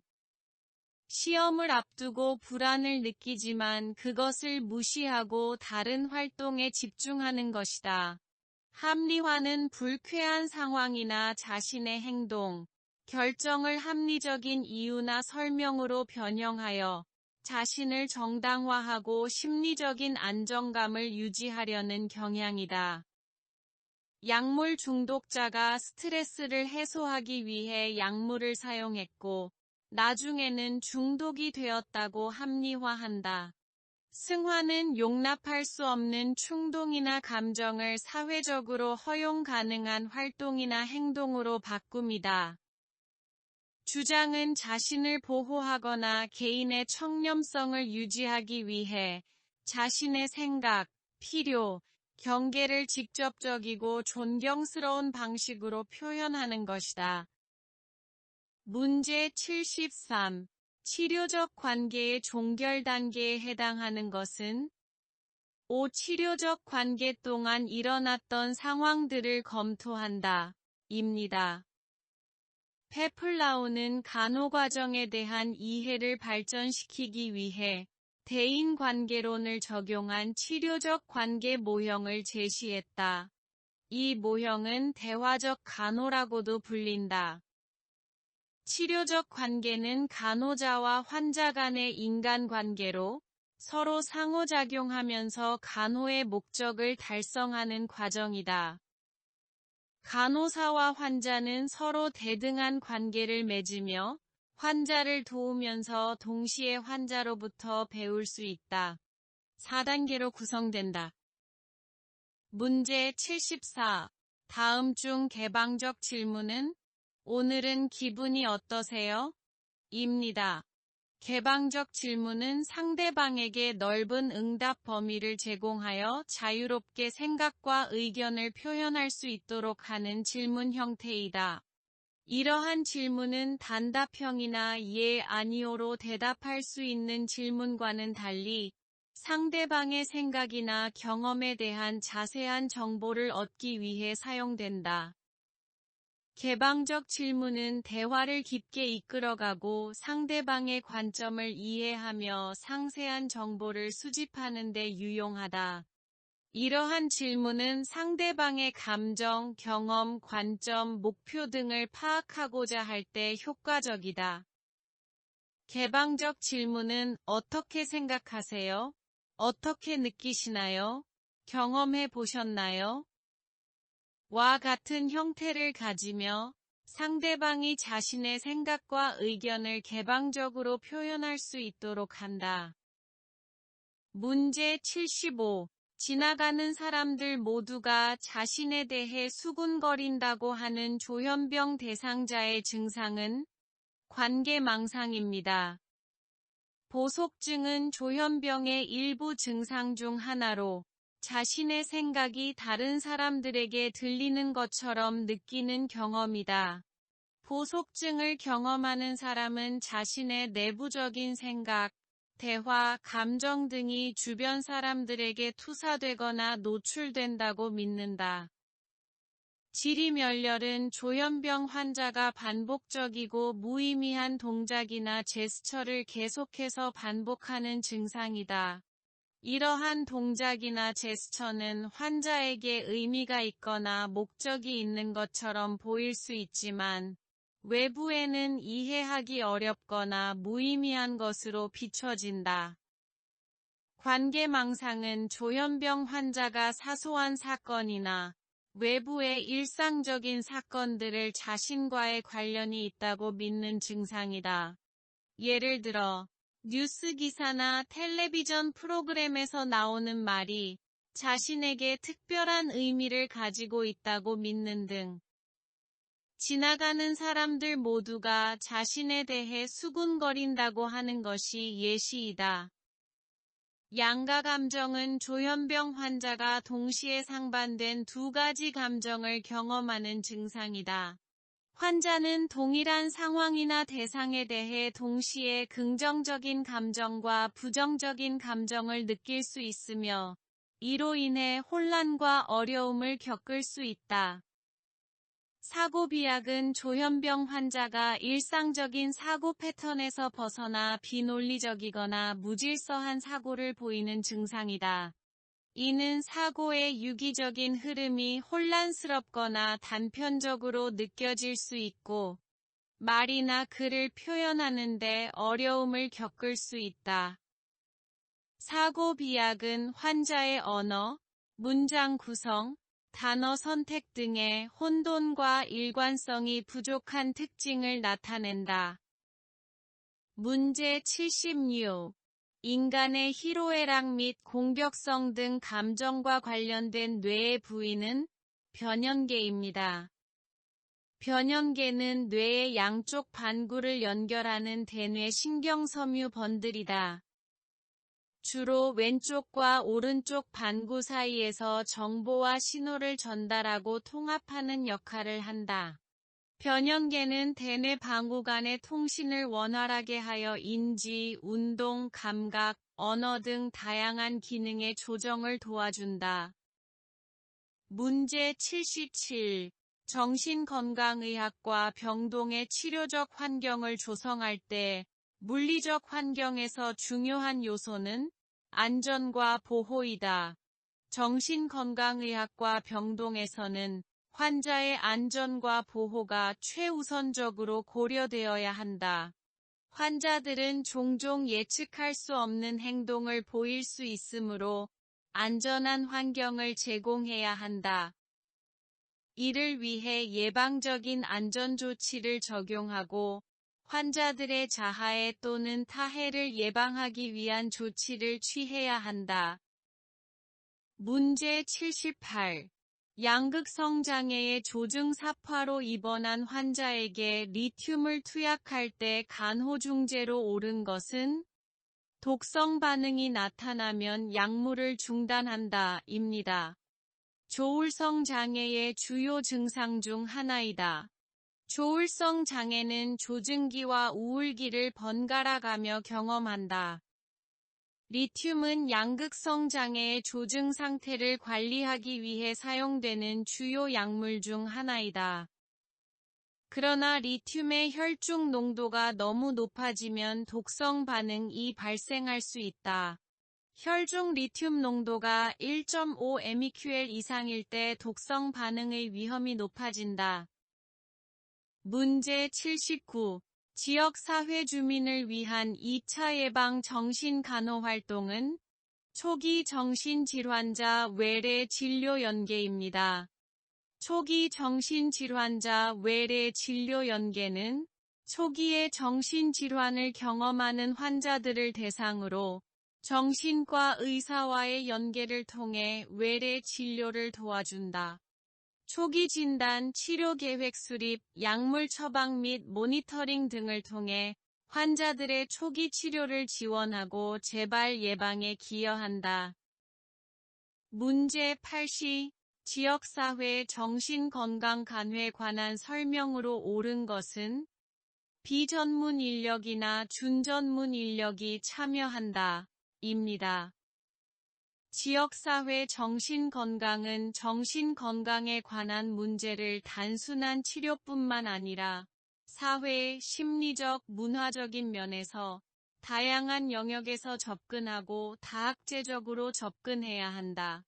지역사회 정신건강은 입원 치료보다는 외래 치료 및 지역사회 활동을 중요시하며 가족과 지역사회 구성원들이 가까운 곳에서 함께 치료를 받을 수 있도록 지원하고 있다. 지역사회 정신건강간호는 전문적인 정신건강 전문가뿐만 아니라 비전문 인력이나 준전문 인력도 참여하는 것이 특징이다. 이는 다양한 전문성과 경험을 가진 인력들의 협력이 필요하기 때문이다. 지역사회 정신건강간호는 다양한 서비스를 제공하며 약물 치료는 그중 하나일 뿐이다. 단기적이고 집중적인 서비스에 초점을 둔다는 설명은 지역사회 정신건강간호의 특징과는 맞지 않는다. 정신의료기관을 기반으로 하는 치료활동이라는 설명은 일부 서비스에서는 해당할 수 있지만 지역사회 정신건강간호는 기관 외부에서 이루어지는 서비스를 중심으로 한다. 지역사회와 멀고 조용한 곳에 정신건강복지센터를 배치한다는 설명은 일부 경우에 해당할 수 있지만 지역사회 정신건강간호의 위치와 형태는 지역사회의 특성과 요구에 따라 다양하게 결정된다. 문제 81. 오랜 고부 갈등으로 힘들어하던 가정주부가 자살 시도 후 입원하였다. 간호중재로 옳은 것은 약물 복용 시 면밀히 관찰한다. 입니다. 자살 예방센터를 방문한 대상자가 가족의 사망 등의 극심한 스트레스 상황으로 인한 언급을 한 경우 간호사는 이를 심각한 자살 위험 요인으로 인식하고 대상자의 안전을 보호하기 위해 자살을 생각하고 있는지 여부를 직접 물어보아야 한다. 그 외에 대상자의 마음을 진정시키려는 의도로 하는 발언은 오히려 대상자에게 부담을 줄 수 있다. 간호사는 환자의 심리적, 사회적, 환경적 요인을 고려하여 자살 위험을 평가한다. 환자가 긴급한 도움이 필요한 상황이라면 간호사는 적절한 위기 조치를 취한다. 간호사는 자살 예방과 관련된 추가적인 리소스를 환자에게 제공한다. 이는 전문가의 상담, 치료, 지원그룹, 위기관리센터 등을 포함할 수 있다. 가정주부가 자살 시도 후 입원하였다면 간호중재는 약물 복용 시 면밀히 관찰해야 한다. 외출을 자유롭게 허용한다는 중재는 환자의 안전과 관련하여 고려되어야 하므로 일반적으로 권장되지 않는다. 가능한 한 대상자 혼자 있도록 한다는 중재는 위험한 상태의 환자에게는 적절하지 않다. 자살과 관련된 질문을 하지 않는다는 중재는 환자의 심리적 상태를 이해하고 대화하는 데 제약을 가하는 것이므로 적절하지 않다. 문제 82. 아들에게 국민연금도 빼앗기고 용돈도 받지 못하여 돈 한 푼 없이 지내는 노인이 받는 학대 유형은 경제적, 물질적 학대입니다. 경제적, 물질적 학대는 다른 사람의 경제적 자유와 독립을 제한하거나 악용하는 행위이다. 이는 재정적으로 의존하는 사람을 조건으로 이용하거나 재산을 빼앗거나 남용하는 형태로 나타날 수 있다. 경제적으로 취약한 사람들이 특히 위험에 노출될 수 있으며 재정적인 제한, 금전적 약탈, 경제적 차별 등이 경제적 학대에 해당한다. 문제 83. 조현병 환자가 주위에 아무도 없는데 자신을 욕하는 소리가 들린다며 다른 사람들에게 주먹을 휘두르는 행동을 한다. 간호사가 내릴 수 있는 우선적인 간호진단은 타인에 대한 폭력의 위험입니다. 조현병 환자의 폭력성에 대한 간호중재는 환자와 주변 사람들의 안전을 최우선으로 고려해야 한다. 환자를 다른 사람들로부터 격리시키고 필요한 경우 보호용 장비를 착용한다. 조현병 환자의 폭력성은 예측하기 어렵기 때문에 예방적으로 제한을 둘 필요가 있다. 병원 내에서의 행동 제한 규칙을 명확히 설정하고 환자와 가족 등 관련 인원에게 알린다. 또한 폭력성이 증가할 가능성이 있는 상황에서는 간호사나 보안요원이 상시 감시하도록 조치할 수도 있다. 폭력을 예방하기 위해 24시간 억제대를 적용하는 방법은 인권과 자율성 침해 소지가 있다. 문제 84. 조현병 환자가 사람들이 싸우는 소리가 들려요. 라고 환청을 호소한다. 이 환자의 간호중재로 옳은 것은 환청은 사실이 아니지만 환자가 경험하는 괴로운 현상임을 공감한다 입니다. 소리가 들린다 라고 말하면 안 되는 이유는 다음과 같다. 소리를 듣는다는 주장에 대해 간호사가 소리가 실제로 들리는 것처럼 응답하면 환자의 혼란과 불안을 더욱 증가시킬 수 있다. 환자는 자신의 경험을 혼동하고 현실적인 인식을 잃을 수 있다. 간호사는 환자와의 신뢰관계를 구축하고 유지해야 한다. 소리가 실제로 들리지 않는다는 사실을 숨기거나 감추는 것은 신뢰를 훼손시킬 수 있다.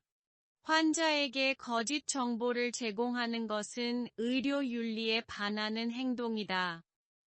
환자의 환청은 현실에서는 실제로 발생하지 않는 소리일 수 있지만 환자에게는 현실적으로 실감되는 괴로움을 주는 경험이다.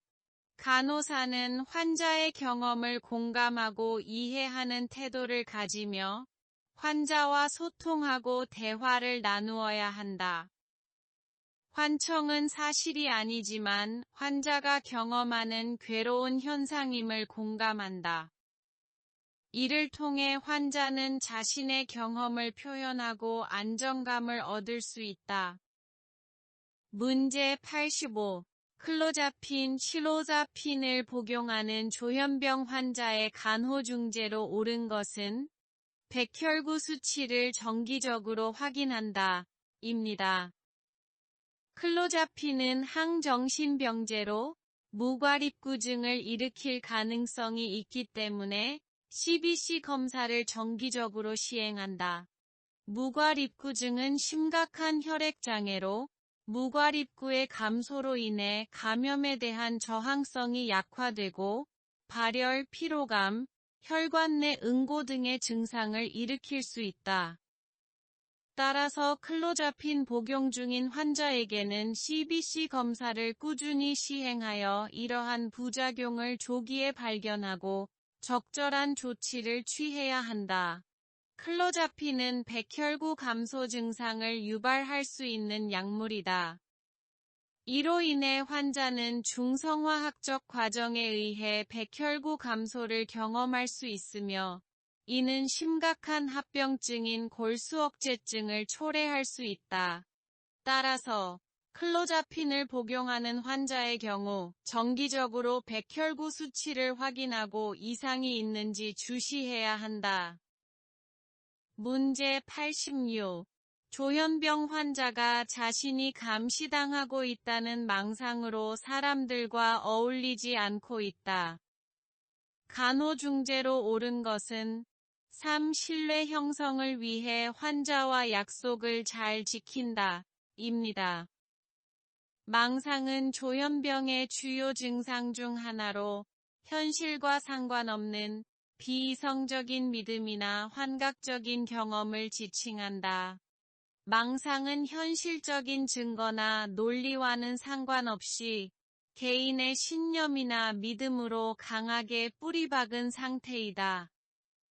환자가 현실을 왜곡하여 해석하거나 자신이 특별하거나 중요한 인물이라고 믿는 등의 비현실적인 신념을 형성하는 경향이 있다. 망상은 다양한 형태로 나타날 수 있다. 일부 환자들은 자신이 신성한 인격체, 유명인사, 혹은 정부 혹은 조직의 중요한 인물로 믿을 수 있다. 교황, 왕, 영웅, 혹은 다른 인물들과 특별한 관계가 있다고 믿을 수도 있다. 환각이 발생하여 비현실적인 경험을 느낄 수도 있다. 조현병 환자가 자신이 감시당하고 있다는 망상을 가지고 있을 때 올바른 간호중재는 신뢰 형성을 위해 환자와의 약속을 잘 지킨다. 조현병 환자의 망상은 현실과는 일치하지 않는 환상적인 믿음이며 이를 직접 부정하거나 반박하는 것은 효과적이지 않을 수 있다. 대신 신뢰 형성을 위해 환자와의 관계에서 안정감을 제공하고 예측 가능한 환경을 조성하는 것이 중요하다. 환자와의 약속을 잘 지키고 일관성 있고 예측 가능한 태도를 유지함으로써 환자의 불안을 완화시킬 수 있다. 이는 환자에게 안정감과 신뢰를 전달하여 망상적인 믿음에 대한 경각심을 완화시키는 데 도움이 될 수 있다. 문제 87. 사회적 고립이라는 간호진단을 내릴 수 있는 우울증 환자의 행동 양상은 대화가 없고 혼자 있으려고 한다. 입니다. 우울증 환자에서 사회적 고립이라는 간호진단을 내리기 위한 행동 양상은 대화가 없고 혼자 있으려고 한다. 우울증은 사회적 관계와 상호작용에 대한 관심과 참여를 감소시키는 특징이 있다. 환자가 대화를 거의 나누지 않거나 대화를 피하며 혼자 있으려고 하는 것은 사회적 고립의 표시일 수 있다. 이러한 행동은 환자의 사회적 연결성과 상호작용 능력에 영향을 미치며 일상생활에서의 관계 형성과 유지에 어려움을 겪을 수 있다. 따라서 우울증 환자의 사회적 고립을 감지하고 인지하여 적절한 간호중재를 시행하는 것이 중요하다. 문제 8번. 1년 전 남편이 암으로 사망한 후 우울증으로 입원한 환자의 간호중재로 옳은 것은 4. 환자 스스로 현실적인 목표를 설정하도록 돕는다. 입니다. 우울증은 기분이 지속적으로 우울하거나 허탈하며 흥미나 기쁨을 느끼지 못하고 일상생활에 대한 흥미와 동기가 저하되는 정신질환이다. 일상생활에 부정적인 영향을 미치며 삶의 질을 저하시키고 일상적인 활동에 대한 역량을 감소시킬 수 있다. 다양한 증상이 있을 수 있으며 흔히 무기력감, 피로, 즐거움 상실, 자책감, 자신감 저하, 무관심, 수면 장애, 식욕 변화, 집중력 저하 등이 나타난다. 환자에게 이해와 동정을 표시하고 대화를 통해 그들의 감정과 어려움을 이해하는 데 도움을 준다. 심리적 지원은 환자의 심리적 안정감과 자아 존중감을 회복하는 데 도움을 준다.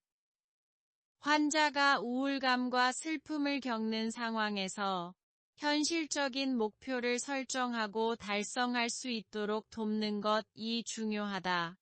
이를 통해 환자는 일상생활에 참여하고 긍정적인 경험을 얻을 수 있으며 자신의 감정과 상황을 조절하는 데 도움을 받을 수 있다. 간호진단과 함께 환자와 함께 목표를 설정하고 그를 달성하기 위한 계획을 세우는 것은 환자의 자아 존중감과 자기 효능감을 향상시킨다. 문제 89. 사고의 비약을 보이는 양극성 장애의 조증 환자에 관한 간호 중재로 옳은 것은 한 번에 한 가지 주제로 이야기한다. 입니다. 조증 상태에서 사고의 비약은 사고 및 말하기의 특이한 패턴을 가리키는 용어이다. 이는 조증 상태에 있는 사람이 사고의 속도와 연결성이 빠르고 주제나 관련성 없는 아이디어를 빠르게 연결하며 말하는 것을 의미한다. 조증에서 사고의 비약은 조증의 주요 특징 중 하나로 매우 활발하고 창의적인 사고와 아이디어의 폭발적인 증가를 나타낼 수 있다. 그러나 이러한 비약적인 사고는 때로는 현실과 연결을 잃게 하거나 증상의 심각성을 높일 수 있다. 양극성 장애의 조증 상태에서는 환자의 사고가 비약적이고 치우칠 수 있다. 이들은 주제나 아이디어 사이를 빠르게 전환하며 관련 없는 주제로 이야기할 수 있다. 이러한 특성을 감안하여 한 번에 한 가지 주제로 이야기를 집중시키는 것은 환자의 사고 과부하를 방지하고 이해하기 쉬운 컨텍스트를 제공하는 데 도움을 줄 수 있다. 여러 주제를 동시에 다루거나 주제를 빠르게 전환할 경우 환자는 혼란스러움과 공격적인 반응을 보일 수 있다. 이는 그들의 사고 과부하와 감정 조절의 어려움을 악화시킬 수 있다. 따라서 간호사는 환자와의 대화에서 한 가지 주제에 집중하고 그 주제에 대해 명확하고 일관된 정보를 제공한다. 문제 90. 양극성 장애의 조증 환자가 다른 환자들의 일에 일일이 간섭하고 큰 소리로 욕설을 하며 위협하고 있다. 간호사의 반응으로 옳은 것은 단호하고 중립적으로 행동을 제한한다 입니다. 양극성 장애의 조증은 양극성 장애의 한 측면으로 기분이 지나치게 상승하고 흥분되는 상태를 말한다. 조증은 양극성 장애의 주요 증상 중 하나이며 주로 양극성 1형 장애와 양극성 2형 장애에서 나타난다. 양극성 장애의 조증은 일상생활 및 대인관계에 부정적인 영향을 미칠 수 있으며 조기 발견과 적절한 치료가 필요하다. 조증 상태가 지속되면 조증성 우울 상태로 전환되는 경우도 많다. 양극성 조증 환자의 이러한 과격하고 공격적인 행동은 조증 상태에서 나타날 수 있다. 이러한 상황에서 간호사는 단호하고 중립적인 태도로 행동을 제한해야 한다.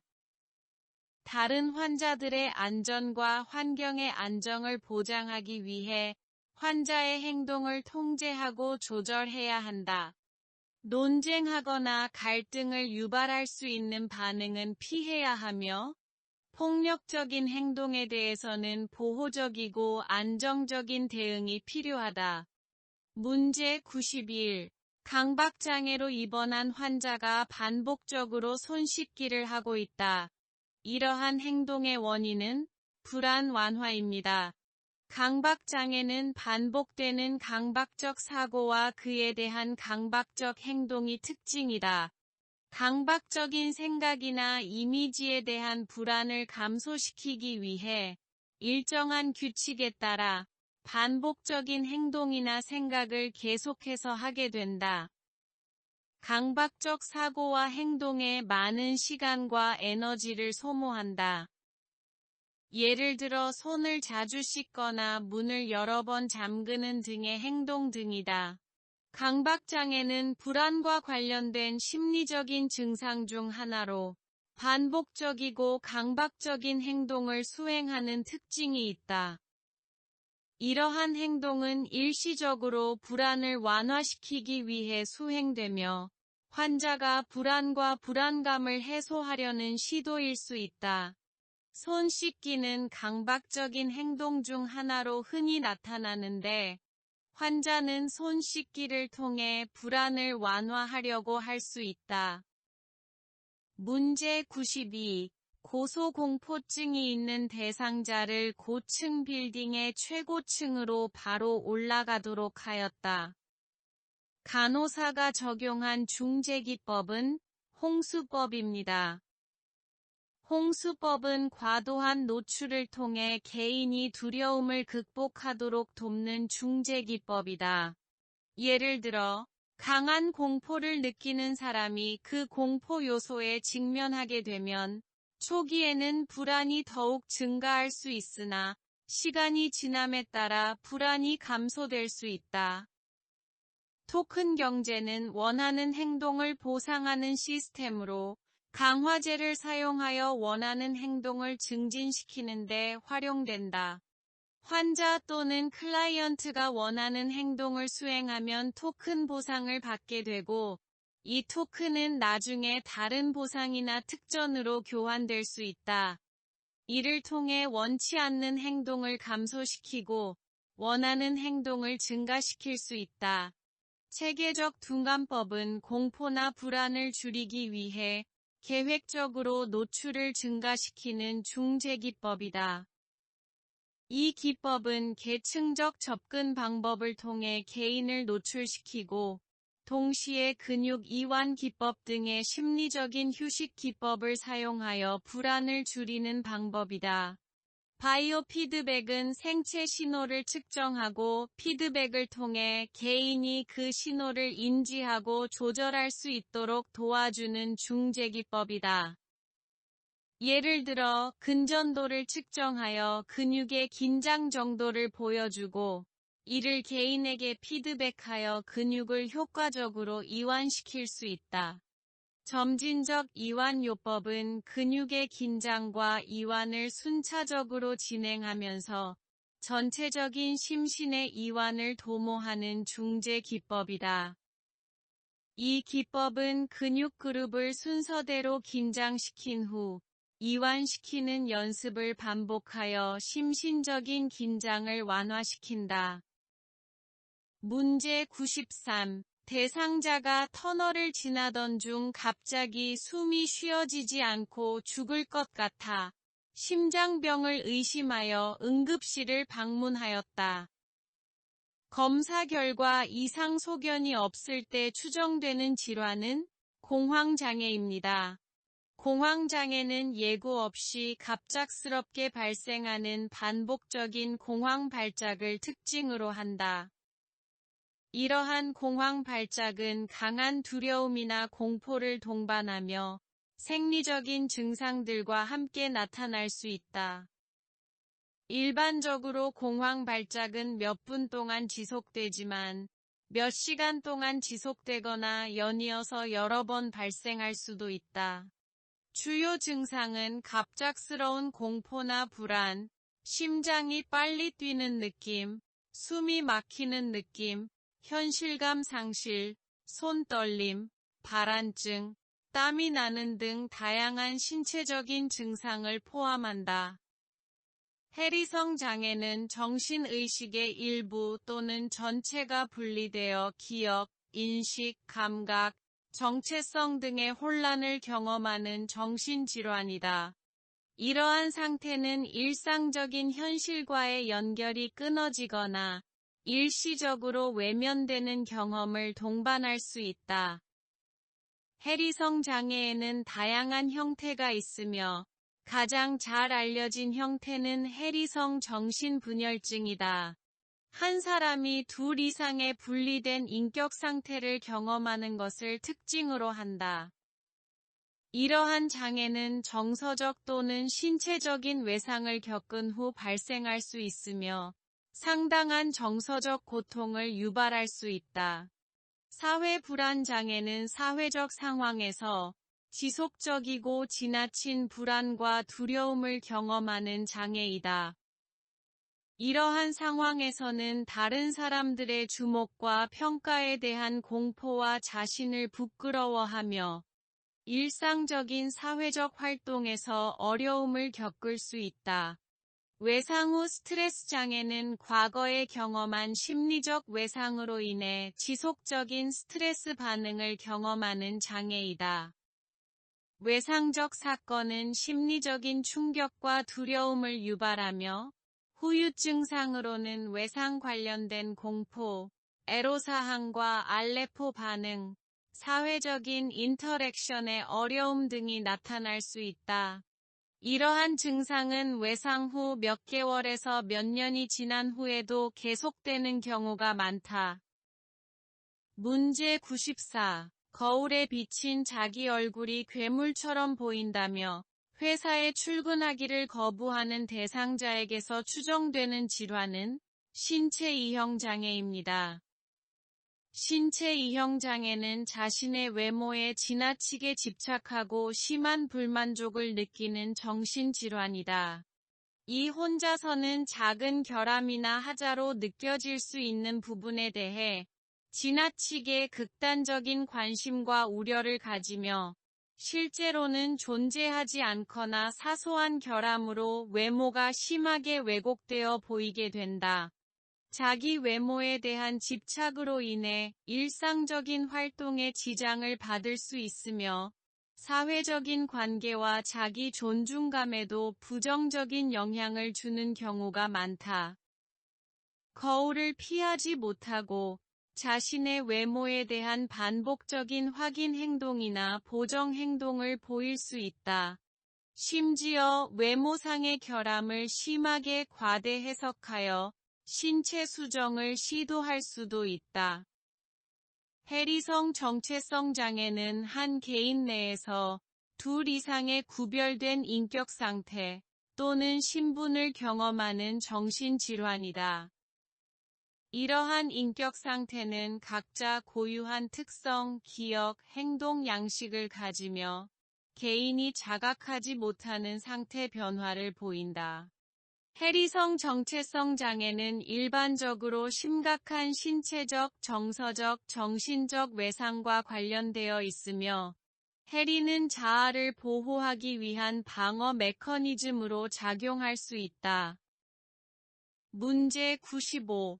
전환장애 환자에게 나타날 수 있는 특성은 기능 손상에 대해 만족스러운 무관심을 나타낸다. 입니다. 전환장애는 신체적인 증상이나 결함이 있음에도 불구하고 명확한 물리적인 원인이나 기저질환을 찾을 수 없는 상태이다. 이러한 장애는 주로 신체 기능이나 감각에 영향을 미치는 다양한 증상으로 나타날 수 있다. 예를 들면 운동장애, 감각소실, 실명, 어지러움, 발작 등이 있을 수 있다. 전환장애는 심리적인 스트레스, 정서적 충격, 내적 충돌, 무의식적인 갈등 등에 의해 발생할 수 있다. 이러한 심리적인 요인이 몸의 기능을 방해하거나 변형시켜 신체 증상을 유발한다. 실제로 이러한 증상은 신체적인 손상이나 결함과는 무관하며 주로 무의식적인 수준에서 발생한다. 전환장애 환자는 실질적인 기능 손상에 대해 무관심한 태도를 나타낼 수 있다.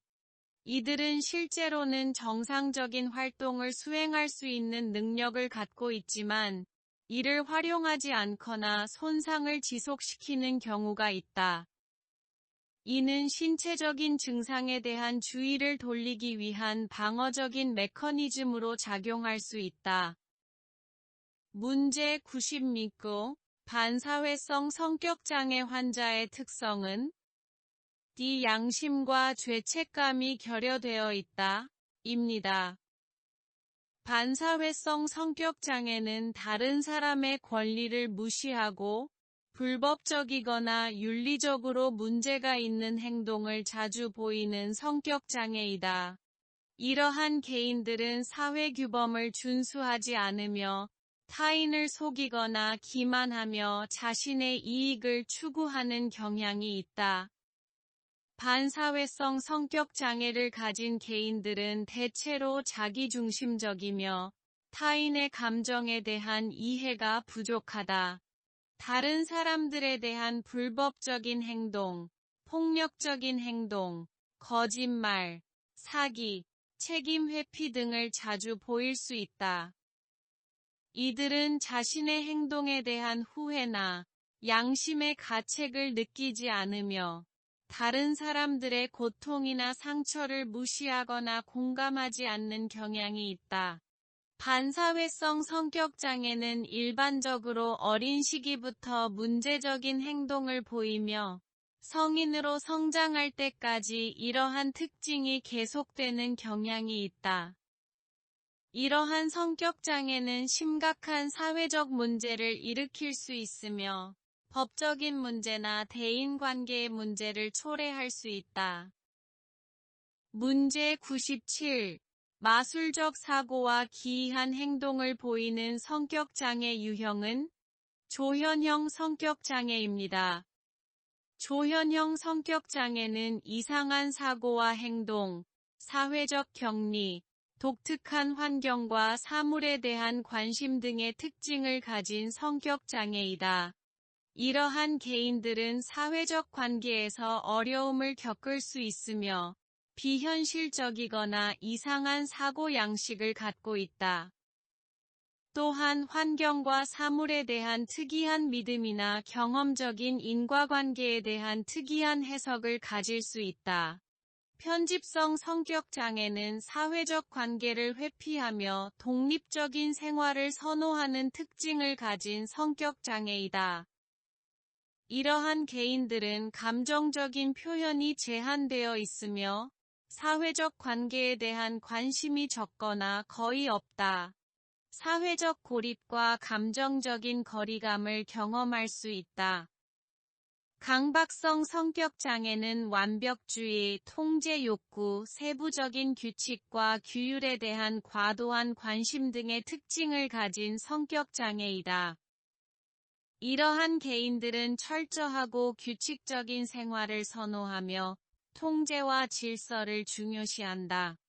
다소 고집이 세고 융통성이 부족할 수 있으며 엄격한 기준과 기대를 자신과 주변 사람들에게 적용하는 경향이 있다. 의존성 성격장애는 다른 사람에게 지나치게 의존하며 자신의 결정을 내리기 어려워하는 특징을 가진 성격장애이다. 이러한 개인들은 상대방의 도움이나 지시가 없으면 불안하며 의견 표출이나 독립적인 행동을 어려워한다. 자기 가치감이 낮고 과도한 인정과 관심을 필요로 할 수 있다.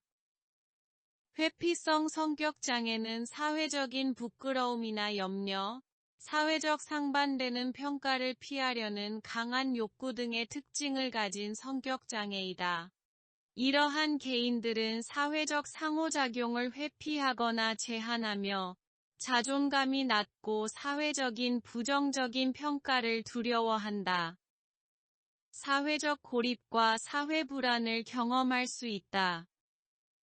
이러한 성격 장애들은 각자 고유한 특징과 증상을 가지며 정확한 진단과 적절한 치료를 받는 것이 중요하다. 문제 98.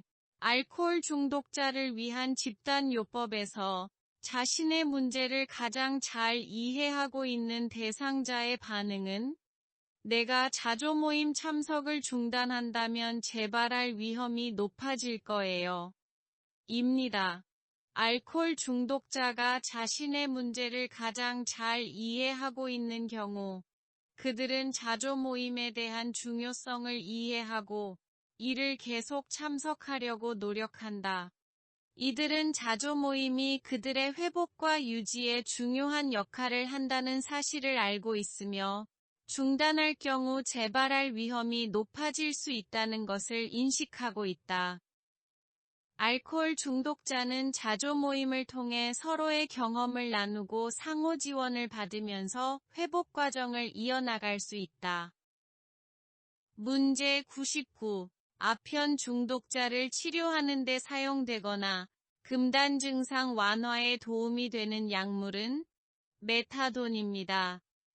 메타돈 및 비프러린과 같은 아편 대체요법 약물은 중독자에게 아편의 대체물로 제공되어 신체적인 중독 증상을 완화시키고 금단 증상을 완화한다.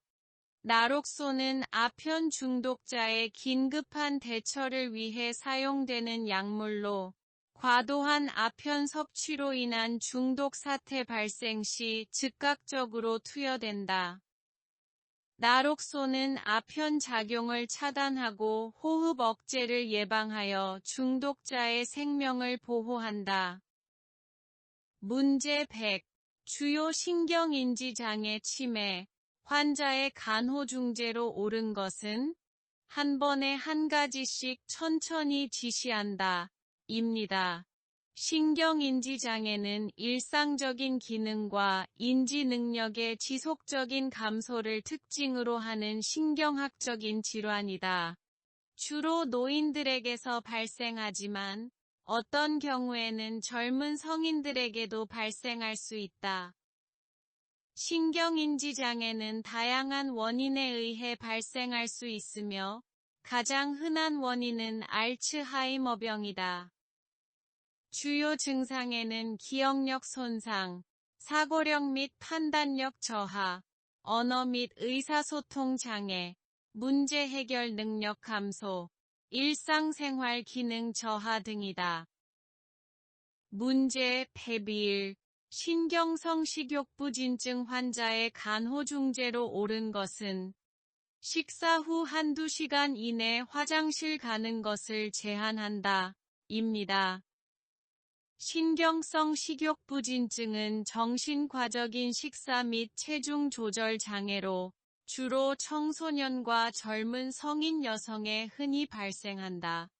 주요 특징은 식욕의 심한 제한, 체중 감소, 비현실적인 몸매 욕망, 신체 이미지의 왜곡, 심한 운동 활동, 음식 섭취 후 구토 또는 사용한 물질로 인한 배출 행위 등이 있다. 신경성 식욕부진증은 생리적, 심리적 및 사회적인 요인이 복합적으로 작용하여 발생할 수 있다. 예를 들면 외모에 대한 강한 염려, 완벽주의 성향, 자아 존중감의 결여, 정서적인 어려움, 가정 내 문제, 문화적 압박 등이 식욕부진증의 발생과 유지에 영향을 미칠 수 있다. 문제 102. 40세 남자가 6개월 전부터 잠들기가 어렵고 자주 깨는 증상을 호소한다. 간호교육 내용으로 옳은 것은 기상시간을 일정하게 유지한다. 입니다. 40세 남성이 잠들기가 어렵고 자주 깨는 증상을 호소하고 있다면 수면 패턴의 조절이 필요한 상황이다. 이를 위해 기상 시간을 일정하게 유지하는 것이 중요하다. 규칙적인 기상 시간은 체내 생체 리듬을 조절하고 잠에 들기 쉽도록 도와준다. 일정한 기상 시간을 유지하면 자연스럽게 수면의 질과 양이 개선될 수 있다. 술을 마시면 수면의 질과 깊이에 영향을 미치며 2시간 이상의 낮잠이나 과격한 운동은 수면 패턴을 혼란시킬 수 있다. 또한 취침 전에 많이 먹으면 소화 과정이 수면을 방해할 수 있다. 문제 103.